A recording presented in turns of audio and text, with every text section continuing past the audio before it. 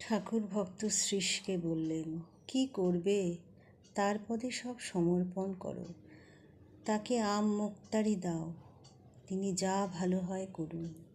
বড়লোকের ওপর যদি ভার দেওয়া যায়, সে লোক কখনো মন্দ করবে না। সাধনার প্রয়োজন বটে, কিন্তু দু রকমের সাধক আছে। একরকম সাধকের বানরের ছাড় স্বভাব, আরেক রকম সাধকের বিড়ালের ছাড় স্বভাব। বানরের ছা নিজে নিজে জো শো করে মাকে আঁকড়ে ধরে।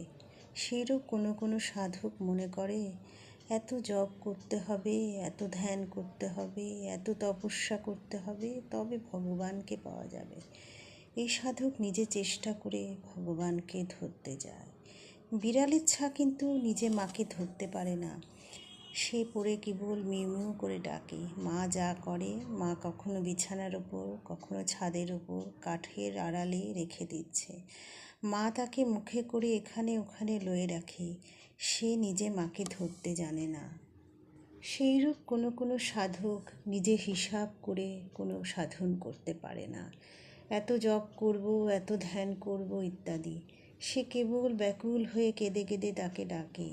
তিনি তার কান্না শুনে তার থাকতে পারে না, এসে দেখা দেন।